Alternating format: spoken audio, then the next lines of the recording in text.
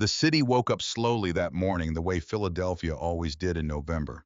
Reluctant, heavy gray at the edges, like an old photograph left too long in the sun.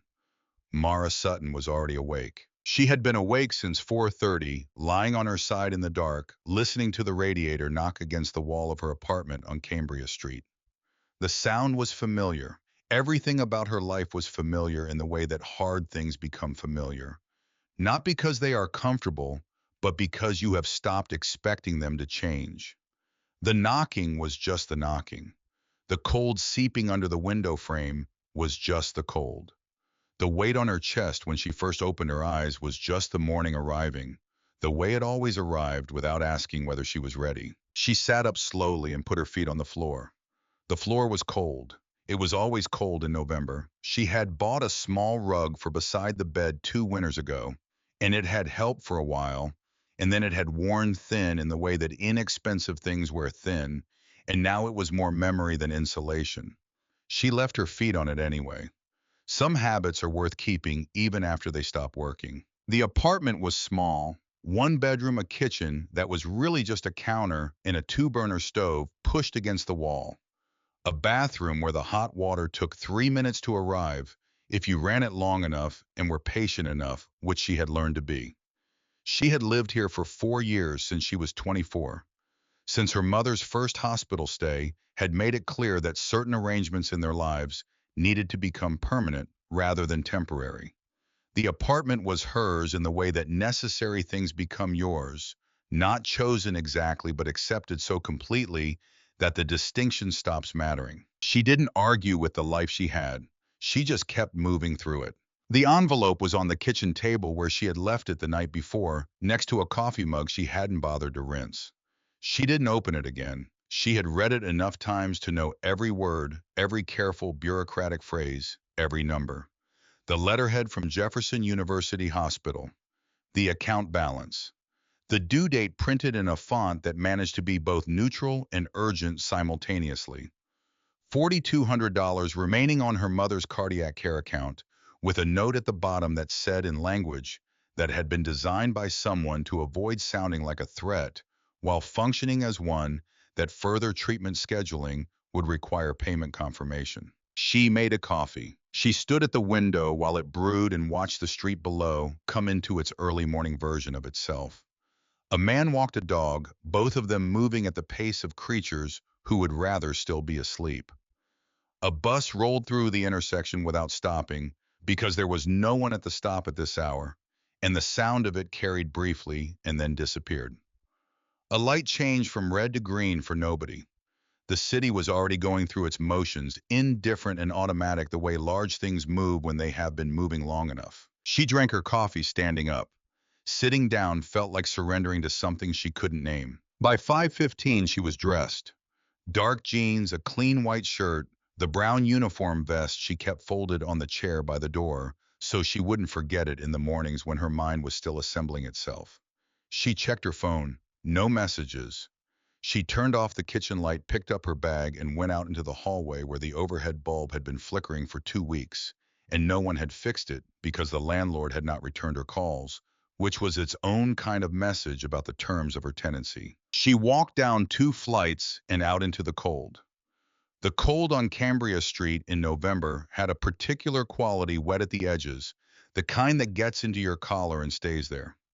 She pulled her coat tighter and walked toward the bus stop, her breath making small clouds that dissolved before they got very far, which seemed like a reasonable metaphor for something, but she was too tired to work out what. The number 47 bus came on time, which she noted with the mild satisfaction of someone who has learned to be genuinely grateful for small reliability. She sat near the back, her bag on her lap, and watched the neighborhoods change through the window that was smudged with the evidence of many previous mornings. Kensington giving way to Fishtown. Fishtown opening into the edge of Center City, the streets getting wider and the storefronts getting cleaner, and the evidence of money becoming more visible in the specific way it always did, gradually at first, and then all at once, like a language that you suddenly realize you've been reading wrong. She got off 3 stops before she needed to. Jefferson Hospital was 8 minutes away on foot. She had been making this detour 4 mornings a week for the past 2 months, ever since her mother's cardiologist had adjusted the medication and her mother had started sleeping longer and waking up less certain of things that had always been certain. The detour cost her time she didn't really have, but it was not a thing she was willing to stop doing, and she had made her peace with that. The hospital lobby was warm and fluorescent, the specific warmth of a building that has to maintain a constant temperature regardless of what is happening outside. A woman at the front desk recognized Mara and nodded without speaking, which Mara appreciated. The nod acknowledged her presence, without requiring her to explain it, which was its own small kindness. She took the elevator to the fourth floor, walked down a hallway that smelled like antiseptic, and something warmer underneath it. Something she had never been able to identify, precisely something that might have been the smell of people being carefully kept alive, and pushed open the door to room 412. Evelyn Sutton was awake. She was sitting up in bed with her gray hair brushed back neatly because Evelyn Sutton had always kept her hair neat, and being in a hospital had not changed this. Her hands were folded on the blanket over her lap, which was another constant. Her mother had always had the quality of someone who keeps their hands organized, who doesn't let them just sit there being useless. She was 58 years old, and she looked it this morning, which was not always true. Some mornings she looked younger. Some mornings in this room she looked like the woman who had raised Mara in a two-bedroom apartment in Germantown and had held two jobs simultaneously for 11 years without explaining to Mara why, until Mara was old enough to understand without being told. This was not one of those mornings. "You didn't have to come," Evelyn said. "I know," Mara said. She pulled the chair close to the bed and sat down. They didn't talk about the bill. They had stopped talking about the bill the way you stop talking about weather that is already here. Not because the conversation wouldn't be honest, but because having it wouldn't change anything. And they were both too practical to spend energy on things that don't change anything. They talked about other things. Evelyn mentioned a neighbor named Mrs. Parrish, a woman who lived 2 floors below her building, and who had apparently said something worth repeating at the last tenants meeting, something about the superintendent and a specific repair that had not been made in 3 years. In the specific words Mrs. Parrish had chosen to describe the situation, which had reportedly been both accurate and memorable. Mara listened and nodded and laughed once genuinely at the right moment, because her mother was a good storyteller, even when she was tired, and because laughing genuinely with someone you love is one of the things that costs nothing and returns everything. Outside the window, the November sky was the color of old pewter flat, and even and going nowhere. 5 minutes to 7, Mara stood. "I have to go," she said. Evelyn reached out and took her hand. Her grip was still firm. That was the thing about Evelyn Sutton that had not changed the grip. Everything else in this room was subject to adjustment, to monitoring, to the gradual recalibration of a body that was working harder than it should have to. But the grip was still the grip of a woman who had held things together for a long time by holding on. "Be good today," her mother said. "I always am," Mara said. It was the small joke they had been making since Mara was 9 years old. Origin story, long forgotten, kept alive. Simply because some things between mothers and daughters survive on repetition rather than meaning. Neither of them explained it. Neither of them needed to. She kissed her mother on the forehead, held it for a moment longer than she usually did, then walked out into the hallway and back into the elevator, and back out through the lobby and into the cold, and the weight of the envelope on the kitchen table came back to settle on her, the way it always did when she left this building. Not suddenly, but inevitably, the way gravity works. She walked the rest of the way to work. Rosie's Diner had been on the corner of Spring Garden and 19th for 31 years. It had survived 3 recessions, 2 significant floods, a kitchen fire in 2007 that had taken out the back wall and required 6 months of reconstruction, and the slow, patient pressure of gentrification that had transformed the blocks around it from a working neighborhood into something that was being curated for a different kind of resident. Rosie herself, a small specific woman from South Philadelphia, who had opened the place with her husband when they were both 30 and had kept it going alone after he passed, and had never once by all accounts considered doing anything else, had died in 2019. The diner had changed hands quietly after that, absorbed by a small restaurant group that had kept the name because the name carried something that money alone couldn't manufacture. People trusted Rosie's. That trust was worth preserving even if Rosie wasn't there to maintain it. Mara had been working there for 3 years. She pushed through the door at 7:22, and the smell received her immediately. Coffee and bacon and the faint sweetness of pancake batter on the griddle. The smell of a place that has been making the same things for long enough that the walls have absorbed it. The morning rush was still assembling itself. 4 tables occupied, 2 more being cleared by a woman named Denise, who was 22 and moved with the efficient economy of someone who had decided early that unnecessary motion was a form of waste. Mara liked Denise partly because Denise moved well and partly because she didn't fill silence with noise. She hung up her coat in the back, tied her apron, and clocked in. Clive Renner was behind the counter with the morning delivery sheet in his hands and his reading glasses pushed down his nose in the particular position that meant he was looking at something he wasn't happy about.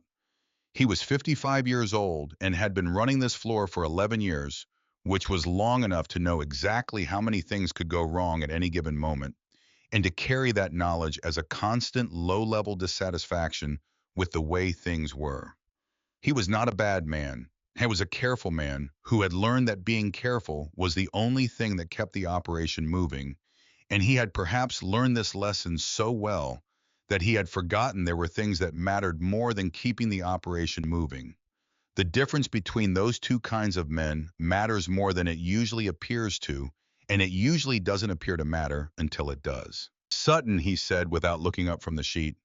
Morning, Mara said. Section 2 is yours. Birthday party at noon, 8 people. They've already called twice. I'll handle it. He looked up briefly. Something moved across his face, not quite concern, not quite warmth. Something that lived in the territory between them and didn't fully commit to either. Then he went back to the sheet. Mara took her section. The morning moved away. Mornings at Rosie's always moved table to table order, to order the rhythm of it established so deeply in her body that she could execute it without thinking, which left her mind free to go wherever it needed to go, which was usually nowhere pleasant, but which she had learned to manage. She knew how to carry 3 plates without a tray. She knew which regulars wanted their coffee before they asked, and which ones wanted to sit with the menu for 3 minutes before they were ready. She knew how to smile in a way that was genuine enough to land and efficient enough to let her keep moving, because a smile that stops you is a luxury she couldn't afford on a busy floor. She had learned to do this the way most people learn the things they rely on, not from instruction, but from the specific education of necessity. At 8:45, the bell above the door announced someone coming in. I was not the kind of man you noticed right away, which was the first interesting thing about him because he was the kind of man who should have been immediately noticeable. He was broad through the shoulders with arms that filled out the sleeves of his jacket in a way that was clearly not recent. The build of someone who had always had it, who had been shaped by something more fundamental than a gym. Dark tattoos ran from his wrists up toward his collar, the kind of ink that covers ground rather than making a statement, the kind that accumulates over years rather than being chosen all at once on a single afternoon. But he moved quietly, not the careful quiet of someone trying not to be seen, the settled quiet of someone who has spent enough time in situations where stillness was a professional requirement that it has become structural, become part of how the body moves through the world, even when the requirement no longer applies. He walked directly to the back corner table, the one against the wall that offered a sight line to the entire room, and sat down without looking at the menu, because he already knew what he wanted, or because he didn't care about the options, and both of those things said something about him. Mara came over. Coffee, she asked. Black, he said. He looked at her when he said it. Not the look of someone who is checking something off a list. The look of someone who is actually seeing the person in front of them, which is rarer than it should be, and which Mara noticed because she was in the business of noticing how people looked at her. His eyes were dark and held the particular quality of someone who has rearranged his priorities based on experience and arrived at a set of things that matter and a much longer list of things that don't. She poured his coffee and moved on. Clive came out from behind the counter a few minutes later on some errand, and passed the back corner table. And as he passed, he raised his chin slightly. A small economical acknowledgement, the kind that passes between people who have a history they don't need to explain. The man at the corner table returned it with the same economy. Mara filed this without comment. Rosie's had its regulars, and its regulars had their histories with Clive, and not all of those histories had been shared with her, which was fine. She had enough of her own. She went back to her section and kept moving. At 9:53, the bell above the door rang again. She heard them before she saw them, not because they were dramatically loud, but because they had the particular quality of people who have never had to calibrate their presence to a room, who have always moved through spaces as though the spaces existed for them. Three young men, mid-20s, expensive in the specific way that money that has never been worked for tends to display itself. Clean sneakers that cost more than her monthly grocery bill. Jackets with small logos that meant nothing to most people and everything to people who were supposed to know. The confidence of people for whom the world has always arranged itself conveniently. The one in front was taller than the other two, with light brown hair pushed back from his face, and the kind of easy chin that suggested confidence had always been supplied rather than developed. He moved through the diner's entrance the way certain people move through spaces they've decided belong to them, without looking to see if anyone was in the way, because in his experience, people tended to move. I went to table 7 without being seated. His companions followed, already sharing something between themselves that excluded everyone else in the room by design. Mara walked over. "Good morning," she said. "Can I get you all started with something to drink?" The tall one looked up from his phone with the faint expression of someone interrupted during something important. "Coffee," he said. The word released into the space between them as though it would find its own way to wherever it needed to go. "Of course. Anything else to start? We'll need a minute." "Take your time." She brought 3 coffees, set them down. The two friends were bent over a phone together, the conversation exclusive, in the way of people who have never been on the outside of one. The tall one was typing fast, his attention fully on his screen. She set the cups down and moved back to her section before any of them looked up. At the back corner table, the man with the tattoos had not touched his food, which had arrived 5 minutes ago. He appeared to be looking out the window. Mara had been reading rooms long enough to know the difference between someone looking out a window and someone watching a room reflected in glass, and she noted which one this was and moved on. She cleared table 4. She refilled table 9. She checked on the two top near the counter who always wanted more butter with their toast. It was 11 minutes later when she came back to table 7. The tall one had his arm draped over the back of his chair, leaning back in the posture of someone who is entirely comfortable occupying more space than is strictly his. He was looking at his coffee cup with an expression of mild, performed dissatisfaction. "This is cold," he said. Mara looked at the cup. She had brought it 12 minutes ago. The diner was warm. The cup had been hot when she set it down, and 12 minutes was not long enough for coffee to go genuinely cold in a warm room. But this was not a conversation about the temperature of coffee, and she understood that. "I'm sorry about that," she said. "I'll get you a fresh one. Make sure it's actually hot this time." "Of course." She reached for the cup. What happened next took less than 2 seconds. His elbow came off the chair back in a motion that was designed to look like carelessness and was not. The cup went over across the table, over the edge, down the front of her uniform, in a cold sheet of liquid that soaked through the cotton of her shirt, in the vest below it, and kept going cold against her skin, spreading. She went completely still. The sound it made was small, a soft impact, and then the continued quiet of a room that had noticed something and chosen not to respond to it. The griddle kept going. The coffee machine kept its low, continuous sound. Somewhere near the front of the room, a spoon touched a saucer. "Oh," the tall one said. He was already half smiling, the smile of someone who has said the punchline before he told the joke, who already understands exactly what kind of power he has just demonstrated. "My bad," slipped.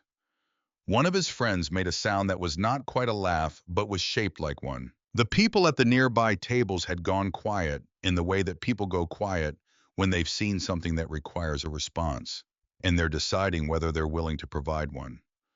A woman 2 tables over looked up, looked at Mara standing with cold coffee soaking through her uniform, looked at the young man leaning back with that expression on his face, and then looked back down at her eggs. The calculation happened in under a second. She had made her decision before she looked away. Mara stood very still. The cold was moving across her stomach and her ribs working its way deeper as she stood there. And she thought about the envelope on the kitchen table at home, and she thought about her mother's hand on hers in room 412 that morning. And she thought about the number of mornings before this one, and the number of mornings she was going to need to get through after it. And she held all of that very carefully so that none of it showed on her face. She did not cry. She had learned a long time ago that crying in front of people who have just hurt you is a form of surrender that they do not deserve. She reached for the towel on her apron. Clean yourself up, the tall one said with the tone of someone giving instructions to an object that has inconvenienced him by existing incorrectly. Near the door at the table by the window, where he always sat on Thursday mornings, Edmund Caswell had stopped eating. I was 68 years old, and he had been coming to Rosie's every Thursday for 6 years, a routine that had started when his wife Patricia was alive and had continued after she died, because routines are one of the things that keeps a person connected to the shape of time when time starts to feel shapeless. He ordered the same thing every week, 2 eggs over easy wheat toast, orange juice, and he sat at the same table, and he read whatever he had brought with him, and sometimes he talked to Clive for a few minutes about nothing in particular, the comfortable exchange of two men who are not friends exactly, but who have enough familiarity to fill a few minutes without effort. I was not reading now. He was watching Mara stand at table 7 with cold coffee soaking through her uniform, watching the young man lean back in his chair with that expression, watching the room perform its collective decision to treat what was happening as something that wasn't happening. Edmund put both hands flat on the table in front of him. He had done this before in a different context, in a different life. Applied pressure to a surface as a way of preparing to rise. He had been 23 years old in Kuwait in 1991, in circumstances that had required a kind of deliberate entry into danger that he had managed by not thinking about it, by moving before the calculation could catch up with him. He had stood up that time. He had done what needed to be done. Now he looked at Mara. He looked at the young man. He looked at the other people in the room, the ones who were looking at their plates. He pressed his hands into the table. He began to rise. And something stopped him, not a physical thing, not a hand or a voice, but a calculation. The kind that takes less than a second and factors in too many things simultaneously. His age, the arthritis in his right knee that had been getting worse since September. The two young men at the table with the tall one, both of them bigger than they looked sitting down. The room which was not going to help. The specific mathematics of going alone into a situation that the room has decided not to enter. He sat back down. He picked up his fork. He put it back down immediately and looked at his eggs, which had gone cold while he wasn't paying attention to them. He did not know, had no way of knowing, that at a table diagonally across from him, a woman who had started recording the moment the coffee went over had a phone angle wide enough to include the window table. He did not know that his hands pressing into the surface, his partial rise, his sitting back down, were all caught in the periphery of footage that would eventually be watched by a great many people who were not in this room. He only knew what it felt like to sit back down. And it felt the way it always felt when he had done something like that. Familiar in the worst way. Heavy, like a door pulled shut from the wrong side. At the back corner table, Garrett Dawson set down his coffee cup. He had been watching since the three young men came in, not with any particular expectation, but because watching rooms was something his body continued to do automatically a full decade after it had last been professionally required. You don't unlearn the surveillance. You don't stop clocking entry points and registering the weight of a room's emotional weather. It becomes part of how you inhabit space, the way certain kinds of experience become structural. He had watched the elbow come off the chair back. He had watched the coffee go. He had watched the room decide not to respond. He had watched Mara go still with the particular stillness of someone who has absorbed this kind of thing before, who has developed the specific skill of holding hurt carefully so it doesn't spill in front of the people who caused it. He had watched Edmund Caswell's hands on the table. He had watched him sit back down. Garrett had done 2 tours in Helmand Province, 2007 and 2009 2nd Battalion. The thing that nobody outside of it ever quite found the right words for was not the danger, which was real and constant and something you learned to inhabit. It was the clarity. In that context, you knew what was wrong. You knew what the response to it needed to be. The calculus was brutal, but it was clean in a way that nothing in civilian life had ever been clean for him, not before and not after. He pushed his chair back, slowly, not from anger or not only from anger. The slowness was deliberate, the action of someone who has decided something and is giving the decision room to breathe before he acts on it. The chair scraped once against the floor, soft and controlled, and he stood to his full height, and he picked up his jacket from the back of the chair and put it on. Not because he was leaving, but because standing up in a place like this, in the middle of something like this, required something like preparation. He walked forward, not hurrying, not performing the walk for anyone watching, just moving at the pace of someone who has already made his decision and whose body is simply catching up to it. A couple of tables looked up as he passed. One person reached for a phone. Clive appeared from behind the counter and stopped, one hand on the surface, watching. Garrett stopped beside table 7. The two friends went quiet first. They registered him before the tall one did some animal attention to the arrival of something that changed the room's math. The tall one finished whatever he was reading on his phone and looked up with the irritated expression of someone who has been interrupted during something that mattered only to him. "Can I help you?" he said. Garrett did not answer right away. He looked at the spilled cup on the table. He looked at the coffee still dripping from the edge onto the floor, patient and slow. He looked at Mara standing 3 feet away with the towel pressed to her vest, and something moved between them. Not words, not communication exactly, more like recognition. The kind that passes between people who understand something about the specific weight of being alone in a room that has decided not to see you. Then he looked at the tall one. "This isn't your place," he said, not loud, not performing anything. The voice of someone who has given clear instructions in conditions where clarity was not optional, and who has never lost that quality even in rooms where it isn't expected. The tall one's expression adjusted, not to fear, not quite, but to the first contact with something unfamiliar. Uncertainty. The specific uncertainty of someone who has never encountered a social situation that money couldn't restructure. "Excuse me," he said. "You heard me." The tall one leaned forward slightly, reassembling himself. "I don't know who you are, but I'd suggest you—" He stopped himself. He had picked up his phone, the reflex of his generation, the instinct to find information that would tell him where he stood relative to any given person. He had seen the name on the receipt Mara had left when she brought the coffees. He typed it in. He hit search. The first result was the Philadelphia Gazette. The photograph was 10 years old, but the face was recognizable. The headline was 5 words: "Local Marine receives Silver Star. Helmand Province, Afghanistan. 2009. 2nd Battalion." The article used the formal, slightly odd language that civilian journalism tends to reach for when describing things. It can only approximate courage under sustained fire. The decision to go back twice for wounded men. The kind of action that gets recognized in citations and lived with in ways the citations don't capture.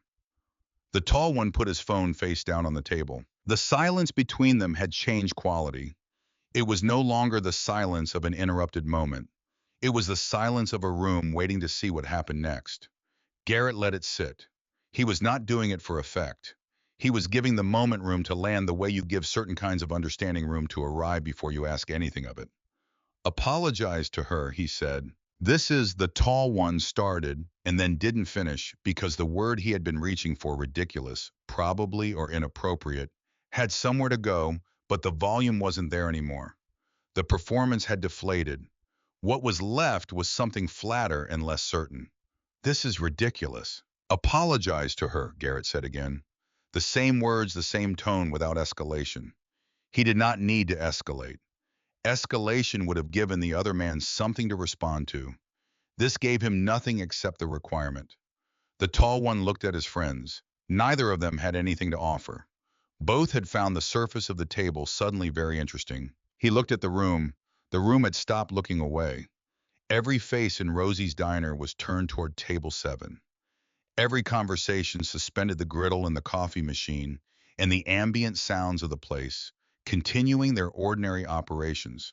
But everything human in the room now directed at this table this moment, this young man who was being asked to do the hardest possible version of a simple thing. He stood up slowly. He turned toward Mara. His hands were in his pockets. He looked at the floor, then at her shoulder, then with visible effort at her face. Something was working behind his expression, the beginning of an encounter with the understanding that certain rooms have a currency that money cannot denominate, and that he had arrived here without any of it. Sorry, he said, quietly. The word existed. It did not contain regret. Mara looked at him for a moment that she allowed to be as long as it needed to be. She had been pressing the towel against her vest, and she stopped doing that. She stood straight, the particular straightness of someone who has decided something about herself in real time, while the situation is still happening. When she spoke, her voice was quiet and completely steady. I didn't need your pity, she said. I needed your respect. He said nothing. He picked up his jacket from the chair. He looked at his friends who were already moving. The three of them walked to the door without the noise they had arrived with, and the bell above it rang once, and then it was quiet. The diner breathed. Someone near the front cleared his throat. Someone else picked up a coffee cup.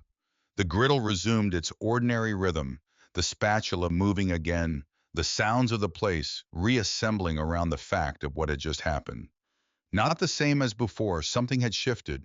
Something had been deposited in the room that would remain after everyone left, but close enough to before that a person not paying attention might have missed the difference. Clive Renner stood behind the counter with his hands still on the surface, and his expression managing several things at once. He looked at Mara. He looked at Garrett, who had returned to the corner table and sat back down and picked up his coffee without calling attention to any of it. He looked at table 7, where the coffee was still dripping from the edge onto the floor, slow and patient. He looked at the door. He did not say anything. Mara stood at table 7 for a moment longer. Then she went to get a cloth. As she passed table 3, a woman reached out and put her hand briefly on Mara's arm. She didn't say anything. She just put her hand there for a second, a small, deliberate act of contact, and then she let go. Mara nodded. She cleaned the table. She went through the rest of her shift the way she went through everything, one thing at a time, steadily doing what was required. She refilled coffees. She managed the birthday party at noon and smiled genuinely when they sang, because the child at the center of the table was 6 years old and had no idea what had happened earlier at table 7 and deserved a genuine smile. She tallied her section at the end of her hours, counted her tips, recorded the total in the small notebook she kept in her apron pocket. At 2:15, she clocked out. She went to the back for her coat and found on the counter by the register a folded piece of napkin. She picked it up and opened it.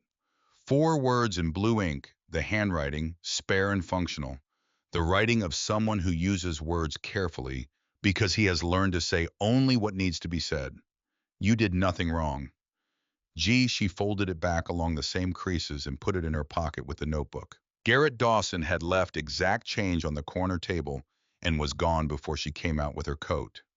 In the security footage from the camera above the register footage that would later be examined many times by many people with many different interests. In what it contained, you could see him leave. And if you knew to look for it, if you knew to slow the playback to the right frame, you could see his face in the moment before he walked out, the moment after the young men had gone, and the room was settling back into itself. The expression on his face was not satisfaction. It was not pride. It was something quieter and considerably harder to name.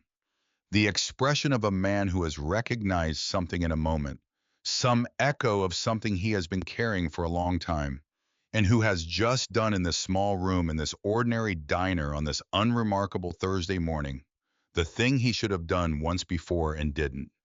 In a different place, in a different time and circumstances so far from this one, that no one watching would have understood the connection. Only he understood it.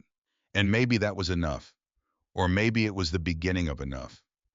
Mara walked home the long way through the park on Fairmount because she needed the cold and the open space and the particular quality of outdoor silence that lets a person hear their own thoughts without interference. She was not angry. She had expected to be angry or hollowed out or diminished in the way that certain kinds of public humiliation diminish people, strip them of something they didn't know was surface until suddenly it isn't.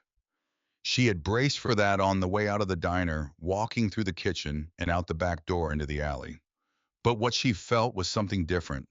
She felt the napkin in her pocket. She felt the woman's hand on her arm at table 3. She felt the memory of what she had said at table 7 in her own voice, in front of a room that had finally, whatever else was true about the last hour, been looking. I didn't need your pity. I needed your respect. She had not planned those words. They had come from somewhere below the level of planning, from the part of her that had been keeping a quiet accounting for a long time. The part that knows the difference between what a person is given and what they are owed and has been recording the gap. She climbed the stairs to her apartment. She turned on the kitchen light. The envelope was still on the table next to the mug she had rinsed this morning, and she looked at it for a moment. The way you look at something that has not changed, even though you have something that has been waiting for you to come back and deal with it on its terms when you are just beginning to understand that you might have terms of your own. She sat down. She was still sitting at the table, not looking at anything in particular, when her phone rang. No number, local area code. She looked at it through 3 rings before she answered. Miss Sutton. The voice was measured, warm, in the practiced way of someone who has learned that warmth is a tool, comfortable in the specific way of a man who is accustomed to being listened to. My name is Gerald Holt. I believe we may have had a misunderstanding today, and I'd like to talk through how we might resolve it before things become more complicated than they need to be.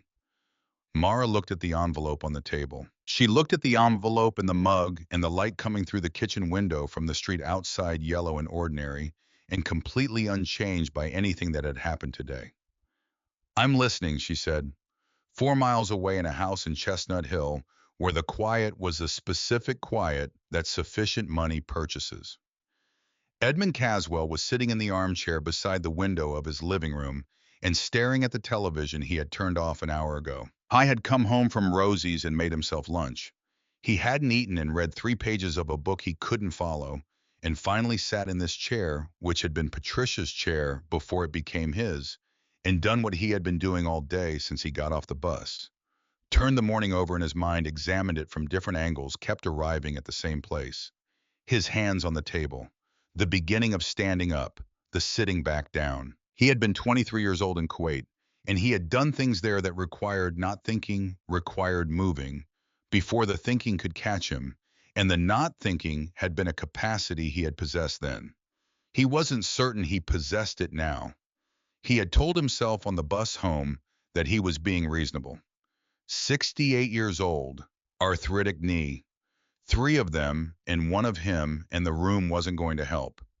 He had told himself the situation had resolved itself, that the man with the tattoos had handled it, that there was nothing his intervention would have added. He had told himself this several times and had not yet persuaded himself. On the table beside his chair, under his reading glasses, and a library book about the Transcontinental Railroad, was a photograph in a small frame. Him and Patricia at Cape Cod. The summer 2 years before she got sick. Both of them squinting into the afternoon sun and laughing at something the person behind the camera had just said. Patricia had always known when he was lying to himself. She had a way of looking at him, not critical, not cold, just honest, with the specific honesty of someone who loves you enough not to let you get away with things. He looked at the photograph for a while. Then he looked at the dark television. Then he took out his phone and searched for what he had heard people at the counter talking about when he paid his bill. The video from this morning. He had heard them mentioning it, phones out the specific murmur of people watching something that has already started moving. He found it in under a minute. 43,000 views, and it had been posted 4 hours ago. He pressed play. The angle was low, the filming involuntary looking. The way footage looks when someone starts recording because something in them recognized that what was happening. The audio was ambient, the sounds of the diner layered over each other, the coffee machine and the distant kitchen, and someone's conversation that wasn't about any of this. But the image was clear enough. He watched the elbow come off the chair back. He watched the coffee go. He watched Mara stand with it. I watched the room. When it was over, he rewound it and watched it again, and on the second watching in the last 30 seconds, something in the edge of the frame caught him a table near the window, a man's hands flat on a surface, a figure beginning to rise. Edmund went very still. He watched that section again.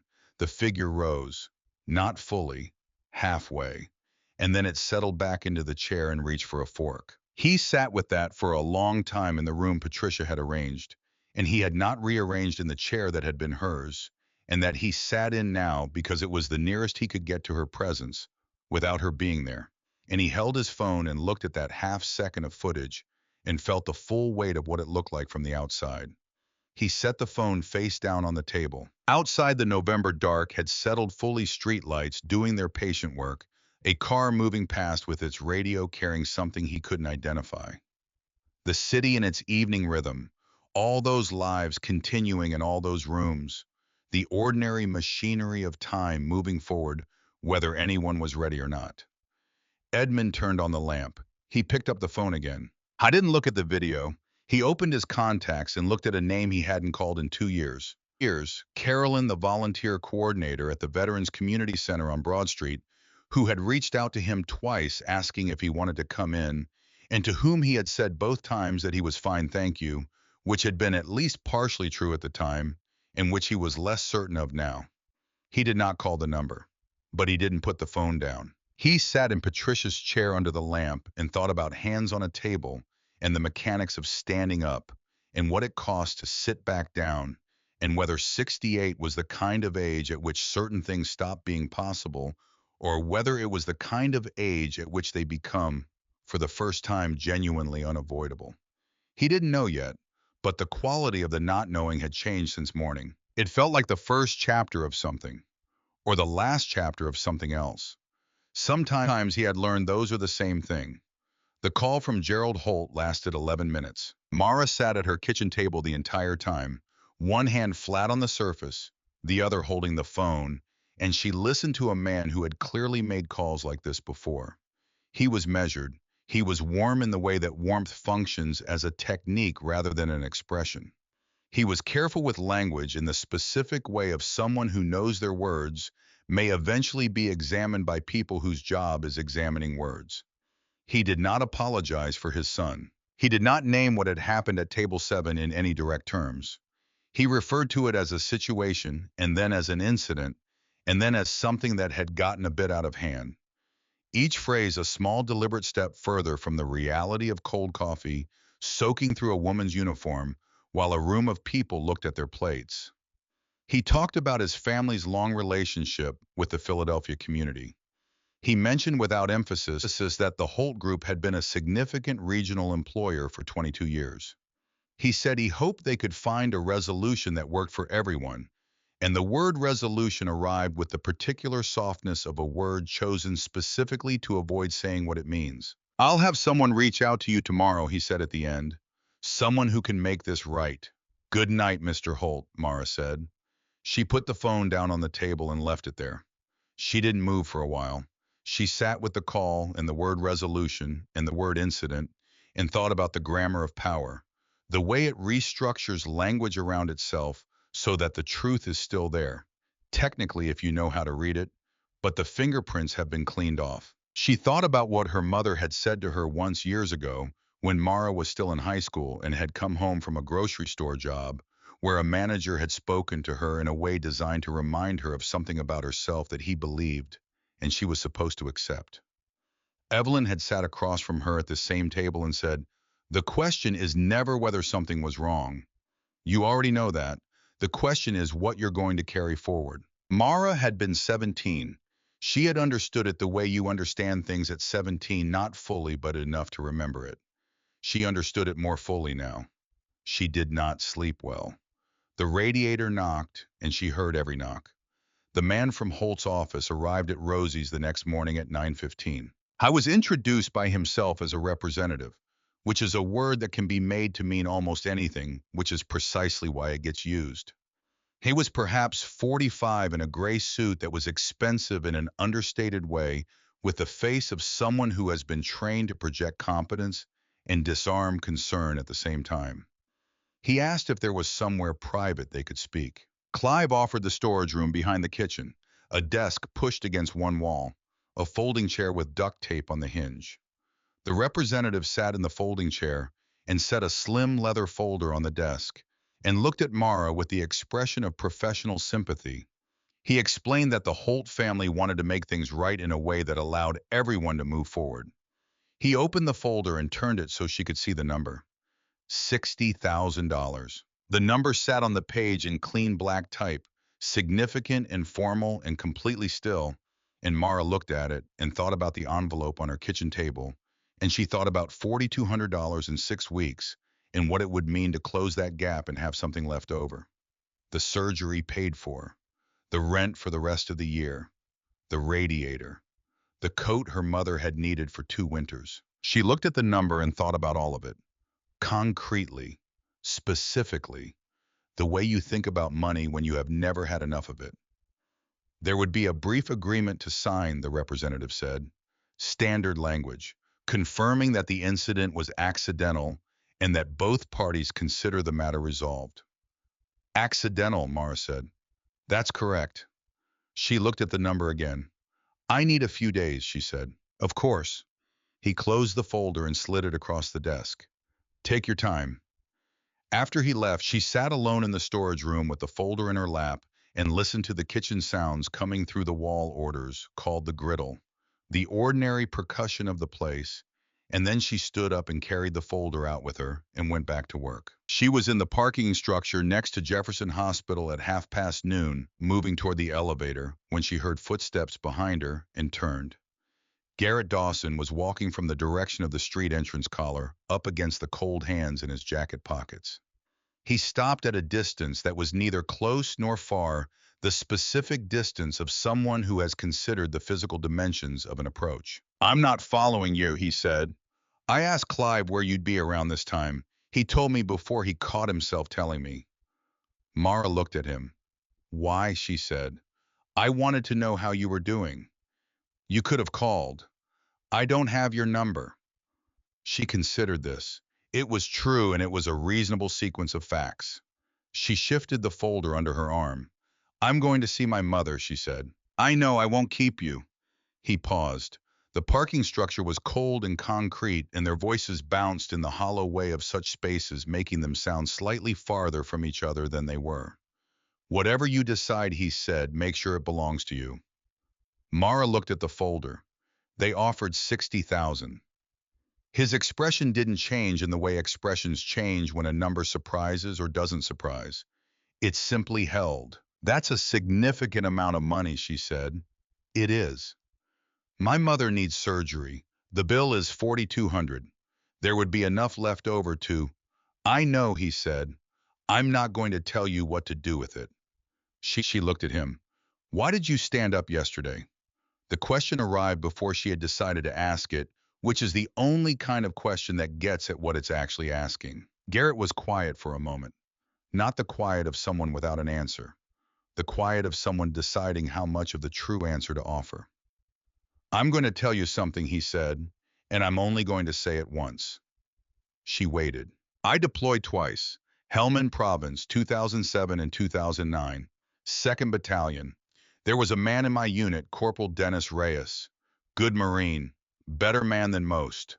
When we came back the second time, there was a situation. He was treated badly by someone in the command structure, not in the field, but afterward in the administrative process. Benefits, service classification.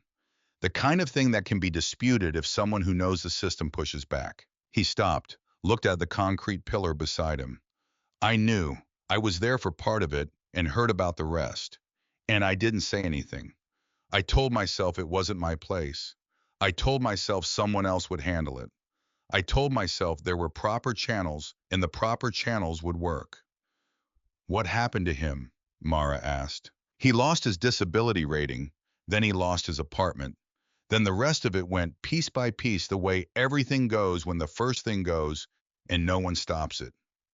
Garrett's voice stayed, even the voice of someone who has said something to himself enough times to have learned how to say it without being taken apart by it. He died in 2018, 34 years old. He died the way people die when the system has decided they don't count, and everyone who knew better stayed quiet. The parking structure held their silence. I didn't stand up yesterday because I'm brave, Garrett said. I stood up because I know exactly what it costs when someone doesn't. I know the precise number. I've been counting it for 8 years. Mara did not say anything. There was nothing to say that would fit appropriately inside what he had just opened. And she understood that, so she just held it with him for a moment, the way you hold things that are heavy and true. He turned and walked back toward the street entrance. She watched him go, then turned and took the elevator to the fourth floor and rode up in the particular silence of elevators, holding the folder. Thinking about Dennis Reyes, a man she had never met, would never meet, whose name she was going to carry now, whether she had chosen to or not. Evelyn Sutton was having a better day. She was sitting up straighter, her color improved from yesterday, a book open in her lap that she appeared to have actually been reading rather than simply holding as a prop. She looked at Mara when the door opened, and then immediately at the folder. "Sit down," she said. Mara sat. She put the folder on the bed between them, and Evelyn looked at it without touching it, the way you look at something you've been expecting and aren't certain you're glad has arrived. "How much?" Evelyn asked. 60,000. Evelyn was quiet for a long moment. "And what do they want for it?" "My signature on a document saying it was an accident." "Was it?" "No." Evelyn nodded slowly and looked out the window at the pale November sky. Then she said, "Your grandmother used to say something. You've heard it." "I know, Mom. She'd say a wrong name on a true document is a false document." "I know." "I'm not telling you what to do," Evelyn said. "You're 28 years old, and you've been making hard decisions without enough support for long enough that I trust your judgment completely. I'm just making sure your grandmother is in the room." Mara looked at the folder. She picked it up, held it, thought about Gerald Holt's voice on the phone, the warmth that was technique, the resolution that was a purchase, the incident that was a woman standing in cold coffee in front of a room that wouldn't look at her. She put the folder back on the bed. "What do you actually need?" she asked her mother. "Not what the hospital needs. What do you need?" Evelyn looked at her with the specific quality of a woman who knows her daughter's questions from the inside. "When you look in the mirror tomorrow," Evelyn said, "who do you want to see?" Mara didn't answer immediately. She let the question have the space it required. Outside, the pale sky was starting to darken at the edges, the day beginning its long November descent. She was walking back through the hospital lobby when her phone rang. Clive's number. Clive had never called her after hours in 3 years. She answered. "Mara." His voice had a texture she hadn't heard in it before, rough at the edges, the way wood sounds when it's been handled past its smooth point. "I need to tell you something, and I need you to know that I understand it's too late to be useful, and I'm telling you anyway." She stopped walking. A man in a hospital gown moved past her, pushing an IV stand, looking at the floor. "I signed a form this morning," Clive said. "Before you came in, before the representative came. They called me last night, a different person, and said they needed the establishment to confirm the spill was accidental, that there was no employee liability. They called it standard practice. They said it would protect the diner." He stopped. "And I signed it," he said. "I signed a form saying what happened yesterday was an accident because I was scared of what the Holt Group could do to my job and to this place, and I signed it before I fully thought through what I was signing." Another pause, shorter. "And then I thought through it." "Clive," Mara said, "I know. You were the only person in that building who was there for all of it." "I know that." "Your statement would have—" "I know, Mara, I know what I did. I'm not calling to ask for anything. I'm calling because you deserve to understand the situation you're actually standing in." A long beat. "I'm not going to pretend I handled this right." She stood in the lobby and watched the automatic doors open and close as people came through. Open. Closed. Open. the cold entering and leaving in intervals. "Thank you for telling me," she said. She ended the call. She stood there. The folder was still under her arm. She thought about Dennis Reyes. She thought about her mother's question.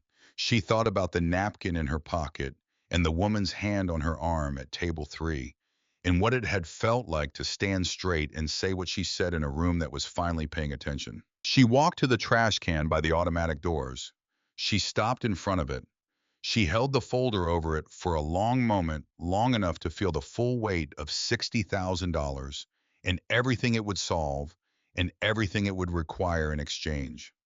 Then she opened the folder, took out the single sheet with the number on it, folded it once down the center, and put it back. She put the folder in the trash can. She walked through the automatic doors into the cold. She took out her phone and searched for a workers' rights attorney in Philadelphia. She found a name. She called the number.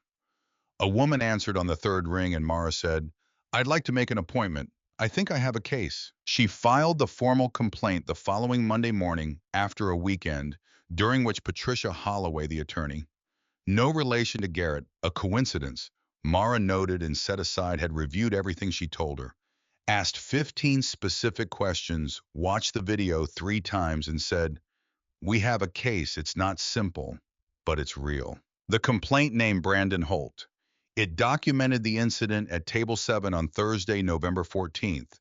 It included the video as primary evidence and Mara's written account and the details of Gerald Holt's phone call and the offer of $60,000 contingent on signing a document characterizing what had happened as an accident. Patricia worked out of a 2-room office above a dry cleaner on Walnut Street, which she shared with a paralegal named George, who made excellent coffee and communicated mostly through the quality of his attention.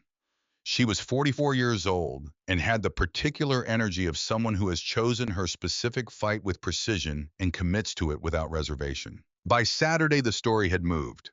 Not to the front page anywhere, not to the lead of anything, but moving in the way that certain stories move.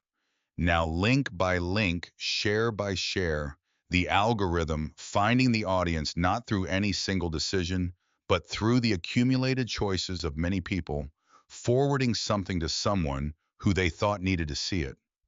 The video was embedded in 3 separate articles. 2 more appeared on local news sites. A piece on a national outlet's regional section placed the case in a broader context of workplace treatment and the use of confidentiality agreements to suppress complaints. Mara read enough to know what was being said, then set her phone face down and went about her weekend, visiting her mother, doing laundry, buying groceries on a budget. She understood precisely, sitting with the quiet of her apartment in the way she had always been able to sit with it. Not comfortable exactly, but real. Hers. She heard from Garrett on Sunday evening. A text. 3 words punctuated as a statement rather than a question. "How are you?" She understood the distinction. It wasn't asking if she was fine. It was asking how things actually were.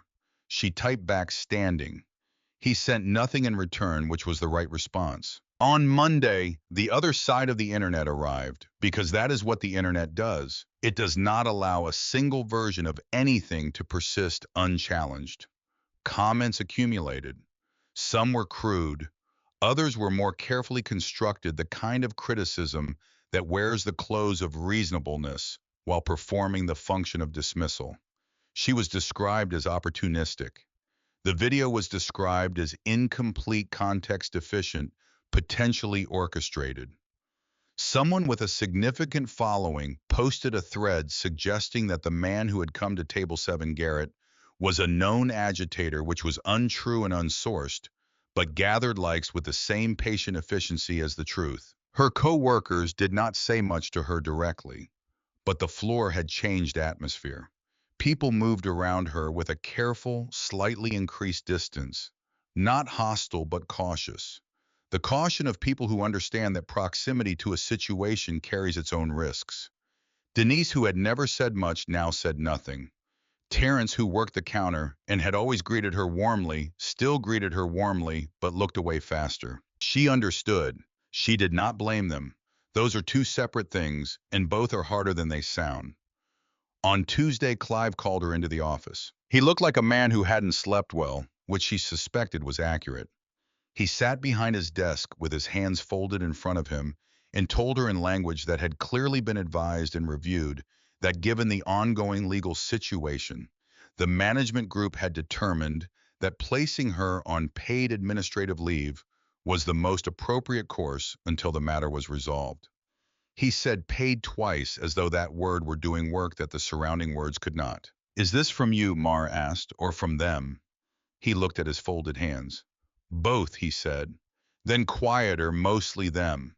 She took off her apron, folded it, laid it on the corner of his desk, picked up her bag and her coat said, "Okay, Clive," and walked out through the kitchen and out the back door into the alley where the cold received her immediately, and the sky was enormous and gray and not particularly interested in any of this. She walked 2 blocks before she stopped. She stood on the corner of 20th and Hamilton and looked at the traffic and felt for the first time since Thursday the actual weight of what she had entered. Not the idea of it. The weight of the daily reality, no income, the gap in her budget. The ongoing costs of a decision made in a moment of clarity that now had to be lived with in less clear moments, one day at a time, with all the friction of real consequences. She stood there for a while, then she called Patricia. They put me on leave, she said. I know, they notified us this morning. It's retaliatory. We'll document it. Will documenting it change anything? It adds to the case. Mara looked at the traffic. Okay, she said. Mara, you're doing the right thing. I know, she said. That's not the same thing as it being easy. There was a brief pause. No, Patricia said. It's not. The honesty of that landed better than reassurance would have. She visited her mother that evening and didn't mention the leave right away. She listened to Evelyn talk about a nurse named Rita who had told a story about her nephew that was apparently genuinely funny, and Mara listened and laughed at the right moment because her mother deserved laughter, and because some things should be allowed to be what they are without the weight of other things on top of them. Then Evelyn stopped and looked at her daughter with the expression she had always been able to produce, the one that addressed what was underneath whatever was being presented. Tell me, Evelyn said. Mara told her. The leave, Clive, the comments online, the atmosphere at work, the specific texture of being in a situation that is right and is still hard simultaneously. Evelyn listened without interrupting, one of the qualities about her that Mara had always relied on, the capacity to receive difficult information without immediately moving to minimize or resolve it, to let it be what it is long enough for the person telling it to feel genuinely heard. When Mara finished, Evelyn took her hand. Baby, she said, the words so familiar between them, it had become its own kind of landscape. I raised you to stand up.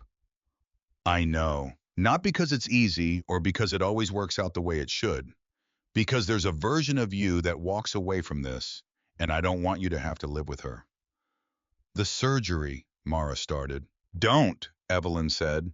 Listen, your grandmother, her name was Patricia, you know her name. She stood in a courtroom in Birmingham in 1971 and told the truth about something that was true, and she lost her job the next day. And she stood in her kitchen that evening and made dinner, and she said some things cost what they cost, and you pay it, and you don't apologize for the paying. Mara looked at their hands. I know that story, she said. Then you already know what you're going to do, her mother said. You're just scared. That's allowed. They sat together in the hospital room, the pale light from above, the sounds of the floor beyond the door. And Mara let herself be scared for a while, fully, honestly, the way it is only possible to be scared with someone who has seen all of you and has not looked away. She left the hospital at 8:15 and walked home through the long way, cold air and movement, doing the work that thinking alone couldn't. She was 2 blocks from her building when she heard her name. She turned. Edmund Caswell was standing near a bench at the edge of a small pocket park she passed every day without using. He was in a heavy coat, a scarf she recognized as the kind bought by someone else and kept for a long time. And he was looking at her with the expression of a man who has rehearsed something and is less confident about it now that the moment has actually arrived. She stopped. I don't know if you remember me, he said. The window table, she said. Thursdays. He nodded. His jaw worked briefly. I'd like to talk for a minute if that's all right. I understand if it isn't. She looked at him 68 and looking at tonight not badly but honestly, the way people look when they're not performing anything, and the years are just there on their face without apology. Sit down, she said and sat on the bench. He sat beside her. A cab went past. A dog barked somewhere down the block and stopped. The city went about its evening in the way it always did, indifferent and continuous. I was going to stand up, he said. I know, she said. Something shifted in his expression. You saw in the video later. He nodded slowly and looked at his hands in his lap. Large hands, the hands of someone who had done physical things with them over the course of a long life and still carried the architecture of that. I put my hands on the table and started to get up, he said, and then I sat back down. I know. I've been through about 15 explanations since Thursday. None of them hold. Mara looked at the park. A pigeon walked in purposeful circles near the other bench. I'm not angry with you, she said. I know you're not, he said. That's almost worse. Why? Because anger would be a response to something external. What I'm working through is internal. I knew what the right thing was, and I calculated my way out of it. I've been in situations before, different kinds of situations a long time ago, where I didn't have time to calculate. I just moved, and I thought that was who I was. He paused. Thursday showed me that when I had time to think, I made a different choice. You're here now, Mara said. I'm here now. That's not nothing. He looked at her with the particular quality of an older person receiving something from a younger one that lands differently than expected. Not condescension, not sentimentality, but honest recognition. Sometimes the person with less time behind them sees more clearly the value of what's in front. I want to help, he said. I don't have connections or money or anything that would move a legal case. But I was there. I saw everything, and I can say so. Can you put that in writing? Yes, he said. I can. Then call my attorney. She gave him Patricia's number, and he typed it with the careful attention of someone for whom this was not automatic, verifying each digit. They both stood. Miss Sutton, he said. Mara. Mara. He seemed to weigh the word. I'm sorry, I sat down. She looked at him. I'm glad you're standing up now, she said. She walked home. The press conference was on Wednesday. She was in Patricia's office going through documents when George came in from the outer room and turned his laptop toward them. Gerald Holt was at a podium in a hotel conference room. 62 years old, settled into his position, the way men who have held power for a long time become settled into it. Comfortable at a podium, his expression carrying the weight of someone who believes his version of events is the only real one, because it has always been treated as such. He spoke for 9 minutes. He talked about his family's community commitment. He characterized the video as incomplete and misleading. He used the word staged once carefully, the way you use a word when you want it heard but don't want to own it. He talked about a former serviceman, no name, but the description was specific enough to be identification, who had a history of grievances and had inserted himself into a private situation in a manner that Gerald Holt suggested warranted examination. He did not say Mara's name once. She was not a person in his version of the story. She was a situation, an incident, something that had been done to his family. The room in the video applauded when he finished. Patricia closed the laptop. They looked at each other across the desk. He's going to push hard, Patricia said. Yes, Mara said. It gets worse before the hearing. I know. Schedule a press availability. Patricia raised her eyebrows slightly. You sure? One statement, no questions, one thing. The availability was arranged for the following morning outside the building on Walnut Street. Not dramatic, not intended to be. Mara stood on the sidewalk with the November cold behind her and 3 cameras in front of her, and she looked at them and said, I wasn't staged, I was humiliated. There's a difference. She went back inside. By evening, the clip had been watched more times than the original video, and in the house in Chestnut Hill. Edmund Caswell watched it on his television, And then he picked up his phone, and when Patricia Holloway answered, he said, "My name is Edmund Caswell. I was in the diner on November 14th. I'd like to tell you what I saw." The morning of the hearing arrived the way significant mornings tend to, without ceremony, without any distinguishing quality in the light or the air, looking exactly like any other morning until you remembered what it was. Philadelphia in late November. Cold and flat, the sky the color of old concrete. Streets full of people going to work and buying coffee and waiting for buses, not thinking about courtroom 4 in the civil division of the Philadelphia Court of Common Pleas.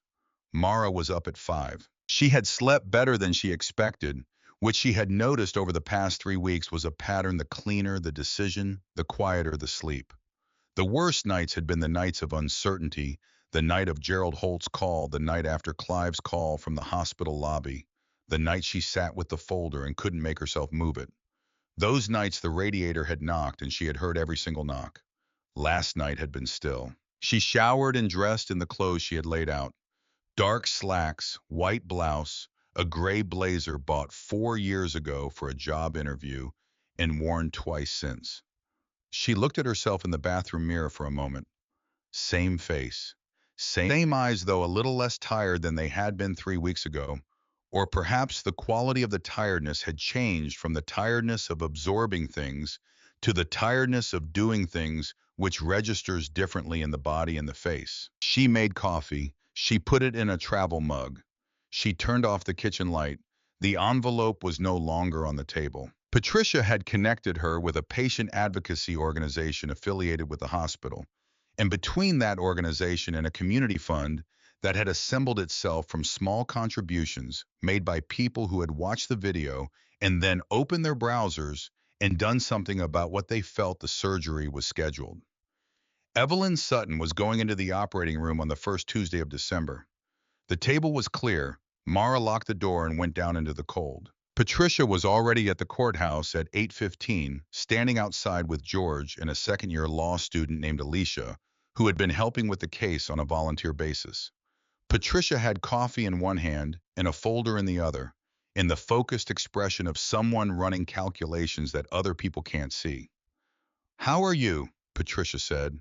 "Ready," Mara said. "Good. Here's today." Patricia walked as she talked, the four of them moving through security. Judge Renata Oakes, 14 years on the civil bench. Precise, and she doesn't like theater, which is in our favor because theater is exactly what they're bringing. Defense is, Warren Greer Holt family has used his firm for 20 years. He's skilled. He'll go after Garrett after the video, after your motives. Don't react. I won't. Answer the question asked, not the one underneath it, not the one you'd prefer, the one he actually asked. Understood. They took the elevator to the third floor. Courtroom 4 was smaller than its film and television equivalents. High ceiling, old wood paneling, fluorescent lighting that was at odds with the formal architecture below it. 40 seats in the gallery, most occupied. Edmund Caswell was in the third row in a dark suit, sitting straight, his large hands on his knees. He looked at Mara when she entered and gave a single nod. She returned it. Warren Greer at the defense table was speaking quietly with a colleague, silver-haired, 60-ish, carrying the bearing of a man for whom professional confidence has long since become structural. Brandon Holt sat beside him in a suit that had been chosen by someone who understood courtroom optics. He was looking at the table. Gerald Holt was in the front row of the gallery with two men Mara didn't recognize. She sat at the plaintiff's table and did not look at any of them again. Judge Oakes entered at 9:02. Mid-50s, reading glasses on a chain, the expression of someone who has heard many versions of many stories and has learned to listen through the version to the architecture underneath. Proceedings began. The first witness was Clive Renner. He had not been subpoenaed. He had called Patricia's office the previous Monday and said he wanted to testify that he understood what it would mean for his employment and was going to do it anyway. He took the stand in his good shirt, the one he wore to the diner's annual staff dinner, and answered Patricia's questions without elaboration. He confirmed his presence at Rosie's Diner on November 14th for the entirety of the incident. He confirmed what he had seen. He confirmed recognizing the Holt Group logo on Brandon's jacket and that this recognition had been a factor in his decision not to intervene. He confirmed receiving a call that night from someone representing the Holt family and signing a document the following morning characterizing the spill as accidental before he had thought through the implications. Did anyone physically force you to sign that document? Patricia asked. No, Clive said. Then why did you sign it? A pause. Because I was scared of what they could do to my livelihood. And because I told myself it didn't matter that the situation had already resolved that. He stopped. That Mara had handled it. He looked at his hands.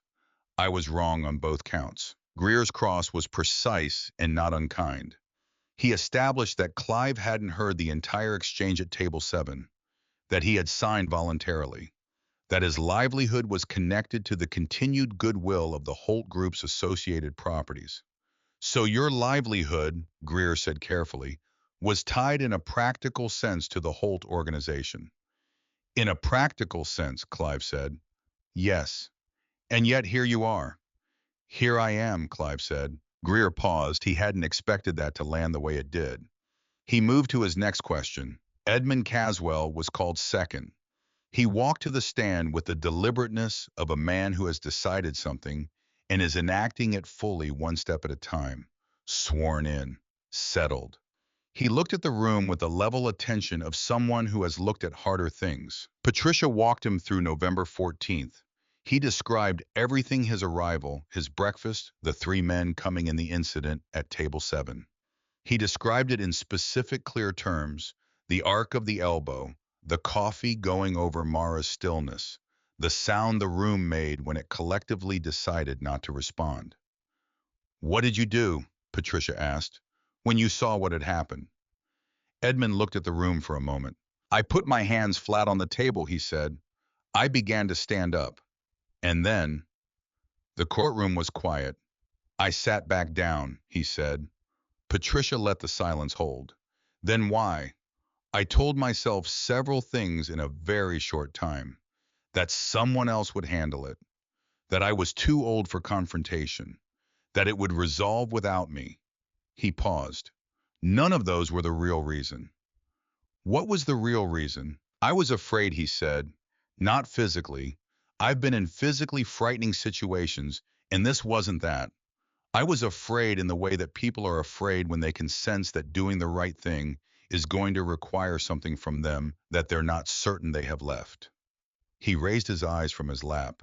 I was wrong about that. I had it. I just didn't use it. What did you decide to do? I decided to be here. Greer's cross attempted carefully to establish that Edmund's account was shaped by retrospective guilt, that he was not an objective witness, but a man driven by a need to redeem himself. Isn't it possible, Greer said, that your desire to correct a perceived personal failure is shaping how you remember the events?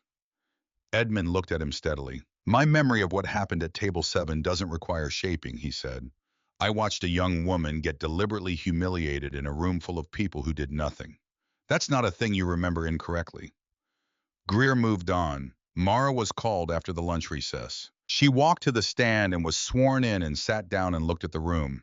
She looked at Brandon Holt, who was looking at the table, at Gerald Holt in the gallery, who was looking at her with the expression of a man who has decided this is a minor obstacle in a long history of minor obstacles. At Patricia, who gave her nothing except the confirmation of her presence. At Judge Oakes, who looked at her with the neutral, complete attention of someone doing a job well.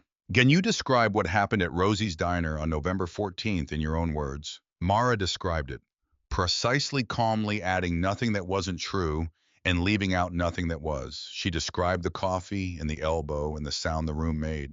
She described standing with the towel and what she was thinking while she stood there. She described the young man's face when he said, my bad, slipped, the quality of the expression, which was not the expression of someone who had made a mistake, but the expression of someone who had made a point. What did you feel in that moment? Patricia asked. Mara considered this honestly. I was cold, she said. The coffee had been sitting long enough, so physically I was cold. She paused, and I felt alone. Not a new kind of alone. The kind you feel when something that has always been true about your situation just becomes visible. What do you mean by that? I mean that what happened at that table was not the first time I had been treated as though my comfort and dignity were irrelevant. It was the first time it happened in front of enough people that some of them filmed it. The courtroom held this quietly, and when Garrett Dawson came to table 7, Patricia said, "What did you feel?" "Surprised," Mara said. And then something else, not relief exactly, more like she let the thought arrive fully before she said it, like proof that the thing I had believed was possible actually was. Greer's cross was skilled. He didn't attack. He approached from angles, establishing small concessions, building a picture from the edges. He established the public attention the video had brought, the attorney she had retained, the settlement she had declined. $60,000, he said. You declined that. I did. Why? Because it came with a signature on a document saying what happened was an accident. And it wasn't. But it would have resolved your financial situation significantly. Your mother requires substantial medical care. Patricia began to object. Judge Oakes noted it. My point, Greer said, adjusting, is that declining $60,000 suggests this isn't primarily about money. So what is it primarily about? Mara looked at him steadily. It's primarily about the fact that what was done to me was wrong, she said, and signing a document saying otherwise would have made me a participant in the lie. I'm not interested in being a participant in the lie. Greer shifted. Isn't it possible that what occurred was genuinely accidental? That a young man made a careless gesture and coffee spilled, and everything that followed has been disproportionate? Mara looked at him for a moment. An accident, she said, is something that happens. What happened at table 7 was something that was done. She paused. I've been carrying things all my life. I know the difference between something that falls and something that's thrown. The afternoon moved into its second hour. Greer called witnesses. A character witness for Brandon who wasn't the point. A media consultant who testified about social media distortion, which was more the point. A communications expert on video framing and the way incomplete footage misleads. And then Greer submitted the clip. The edited version from Gerald Holt's press conference. 11 seconds. Garrett walking toward table 7, large, deliberate, tattooed. His hand on the table. Brandon's face, which in 11 seconds could be read as someone being intimidated.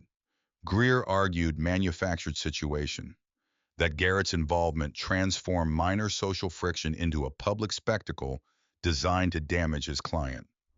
Patricia objected to the characterization.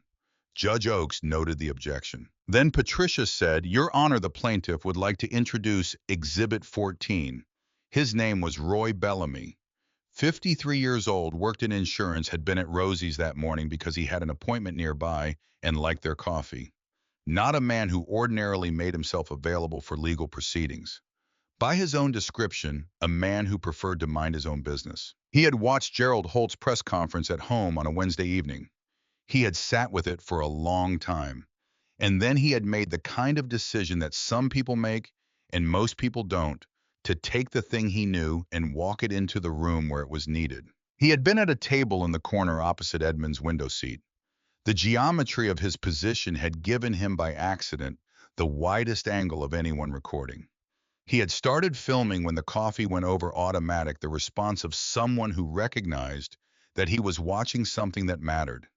He had recorded for 11 minutes and 14 seconds.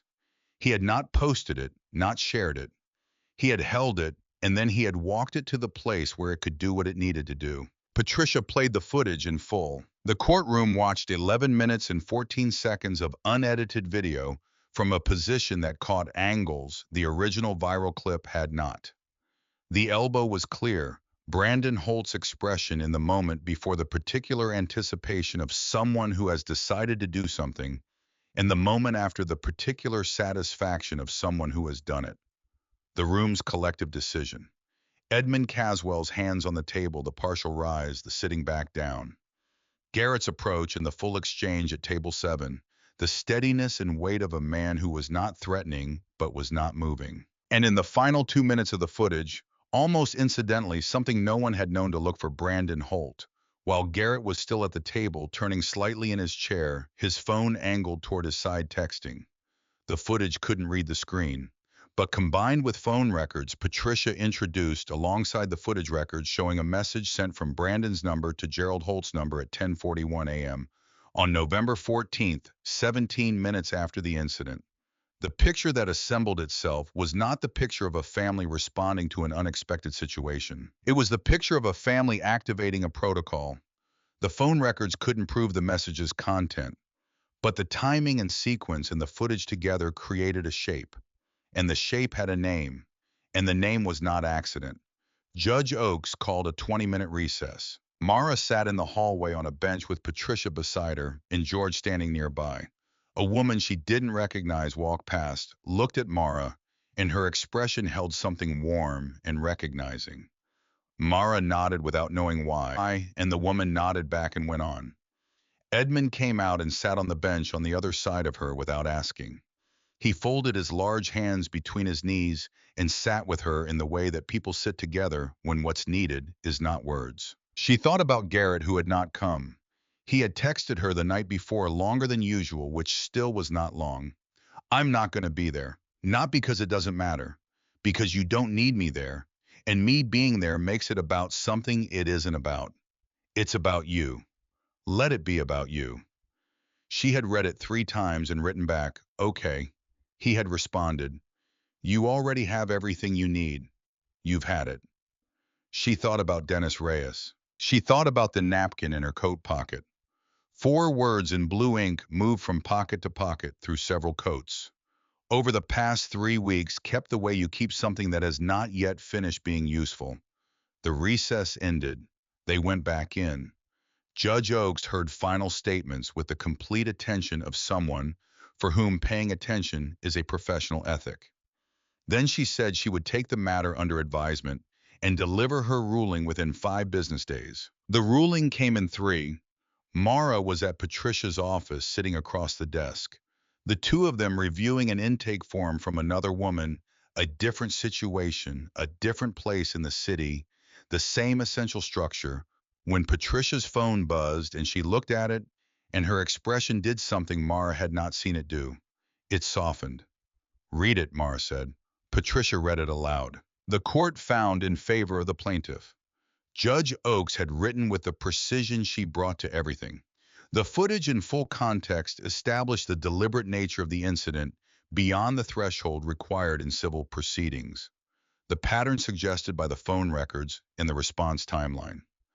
Clive Renner's testimony, in the document he had been asked to sign, characterized as an attempt to manufacture evidence of consent where none existed. The damages compensatory for lost wages during administrative leave, additional for emotional distress, and a requirement for Brandon Holt to complete a court-supervised program addressing conduct and accountability, noted in the ruling as being in the interest not only of the plaintiff, but of future individuals who might encounter him in positions of power. The ruling also formally noted, not legally binding, but part of the public record, that the actions of Gerald Holt's legal team in submitting an edited video, without disclosing its edited nature, had been referred to the State Bar's Ethics Review Committee.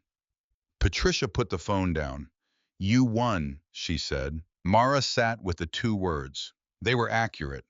They were also not quite sufficient, because winning implied a contest with a score, and what she felt was not the feeling of a score.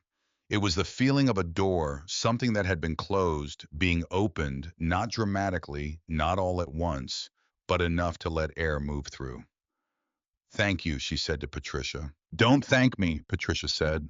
Roy Bellamy's footage won this. Edmund Caswell's honesty won this. Clive deciding to pick up the phone won this. A pause. You refusing to sign that document won this. Mara nodded. She picked up her bag. She stood. There's something you should see. Patricia turned her laptop. An email from the patient advocacy organization, the Community Fund, held in escrow pending the ruling, now releasing. She pointed at the number. From people who watched the video, small amounts. A lot of them. Mara looked at the number. It was more than the surgery cost. She sat back down for a moment. She thought about Philadelphia, about the bus routes and the hospital lobbies and the November streets, about all the people going to work and buying coffee and waiting for buses, not thinking about courtroom 4, living their ordinary lives. Some of them had watched a video and opened a browser and entered an amount they could spare, and the collection of those small amounts had become something larger than any of them individually. She would never know their names. They were just the city, the version that is mostly invisible until something calls it into view. Okay, she said. She stood, and this time she meant it. She called her mother from the sidewalk outside, her coat open, because she had forgotten to button it, the cold moving through freely. Mom, she said. I know, Evelyn said. The quality of her voice was the quality of someone holding something very carefully to keep it from spilling. Patricia called me. She wasn't supposed to. She called me. Don't be mad at her. I'm not mad at her. How do you feel? She thought about the question honestly. I feel like something is over, she said, and I feel like something is starting, and I'm not sure those are different things. Evelyn was quiet for a moment. Then, baby, that's exactly how the right things feel. They talked for a few more minutes about nothing particular, the surgery date, which was still on, which the ruling didn't change except that everything is changed by the context surrounding it. About Mrs. Parrish, who had apparently done something else worth repeating. About a coat Mara was finally going to allow herself to buy. She stood on the sidewalk after she hung up and let the cold be what it was. The weeks that followed were quieter than she had expected, and she had learned to recognize and be grateful for that particular quality of quiet. Not empty, not the silence before something difficult, but the silence after the resolution of something. The way a room sounds after everyone has gone home. Clive Renner lost his floor manager position. The ownership group made the decision quietly, citing new leadership needs. He called Mara 2 weeks after the ruling, not to ask for anything, but to say he had enrolled in a continuing education program and was looking at a smaller place. He thought a smaller place might suit him better. She told him she hoped he found what he was looking for. She meant it. Brandon Holt began the court-supervised program on the third Wednesday of December. Gerald Holt's referral to the ethics committee moved at the pace. Such things move slowly, bureaucratically, the machinery of accountability turning at its own speed. Gerald Holt gave no more press conferences about Mara Sutton. Edmund Caswell called Patricia's office and asked if there was anything else he could do. Patricia mentioned she had cases with similar dynamic situations where the critical question was whether someone who had witnessed something was willing to say so formally. She asked if he would speak with future clients who needed to understand what it looked like when a bystander came forward. He said yes without hesitating. He began coming in on Tuesday afternoons. He sat in the outer office and drank George's coffee and talked to the people who needed to hear from someone who had been in the room, who had made one choice and then made another, and who could speak to both with honesty. In early December, an organization called the Philadelphia Workers' Rights Collaborative reached out to Patricia, looking to fill a newly created outreach coordinator position, connecting service industry workers with legal resources and support. The position did not pay significantly. It was real in the way that Patricia's two-room office was real, functional, unglamorous, anchored in actual problems. Patricia forwarded the email to Mara without comment. Mara replied to the organization the same day. She interviewed the following week with a woman named Barbara, who asked direct questions and listened to the answers without performing any particular response. Barbara offered her the position before she had left the building. She started the second Monday of January. Her desk was in the back room. The whiteboard on the wall was covered in handwriting she spent 2 weeks decoding. The filing system had a logic she eventually understood and later reorganized with Barbara's permission into something that worked better for both of them. On her third day, a woman came in who had been standing outside the door for 5 minutes before she came through it. She was perhaps 30 in a service uniform. Her arms crossed the expression of someone who has talked herself into something and isn't certain she won't talk herself back out. I don't want trouble, the woman said. Neither do I, Mara said. Something in the room, in Mara's voice, the directness of it, The absence of performed sympathy adjusted the woman's posture slightly. She sat down. Her name was Teresa. Her story was different from Mara's in its details and identical in its structure. The structure of a person who has been made to feel small and is trying to determine whether that feeling is permanent or whether it is a circumstance she has some agency over. Mara listened without rushing her. She took notes. She asked the specific questions that Patricia had taught her to ask. At the end of an hour, she had a clear understanding of what had happened and what the options were. What do I actually have here? Teresa asked. A situation worth pursuing, Mara said. It's not simple and it won't be fast, but it's worth it. How do you know? Mara looked at her. Because you came in, she said. People who don't have something worth pursuing don't stand outside a door for 5 minutes working up to opening it. Teresa looked at her for a moment. Then she nodded. The email came on a Thursday evening in late January. Mara was at her desk finishing intake documentation when her personal email showed a new message. The sender was an address she didn't recognize, a string of numbers and letters, the kind created specifically to send one message without being traced to anything or anyone. She almost deleted it. She opened it.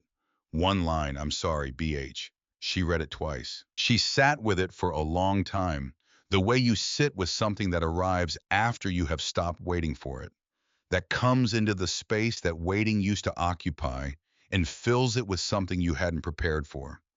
The apology she hadn't expected, hadn't needed, and was receiving anyway.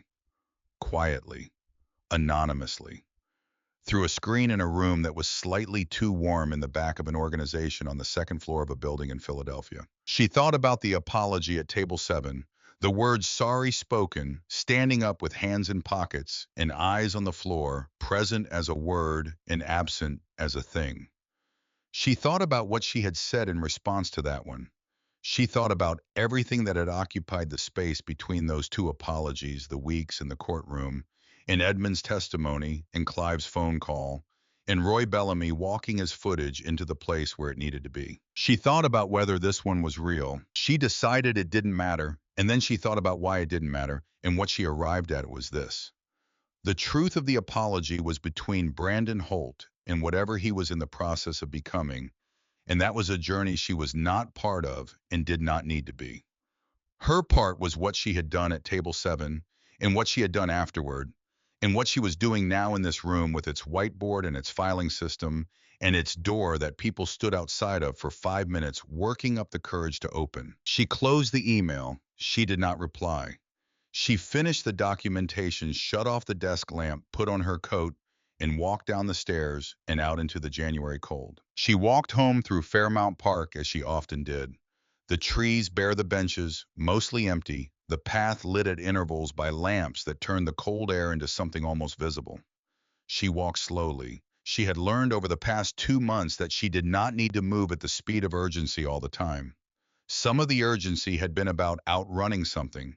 She was no longer running from it. Her phone buzzed. A text from Garrett. Still standing. She smiled. She typed back both feet. The response came quickly. Good. She put the phone in her pocket and kept walking. She thought about him the way he had moved through Rosie's without hesitation, without theater, as though the decision had been made long before he stood up, and his body was simply catching up to it. She thought about Dennis Reyes, who she had never met and whose name she carried now, the way you carry the names of people whose stories have altered the shape of your understanding of something important. She thought about what Garrett had said in the parking structure. I didn't stand up because I'm brave. I stood up because I know exactly what it costs when someone doesn't. She thought about what she knew now about that cost. She thought about Teresa, who had stood outside the door for 5 minutes, about the woman she hadn't met yet who would come through next week, about all the people in all the rooms of this city who were sitting with something that was wrong and trying to calculate whether naming it would cost more than they had available. It always cost more than you thought it would. It always turned out you had it. She came out of the park on the far side and turned toward her street, passing the block where Rosie's Diner sat on the corner of Spring Garden and 19th. She had not been inside since the day Clive told her she was on leave. She passed it often enough that it had ceased to require a particular emotional response. It was a building a corner 31 years of ordinary mornings, continuing to be ordinary mornings for other people. She slowed anyway. Through the window, the diner was lit warm against the January dark. The tables occupied the counter, busy, the coffee machine doing its continuous hissing work. A new manager somewhere in there. Denise probably still on the floor.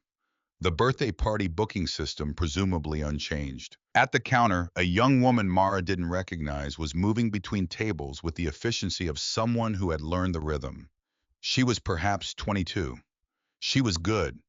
Mara could see it in the economy of movement, the way she arrived at a table and departed without wasted motion. A man near the window said something.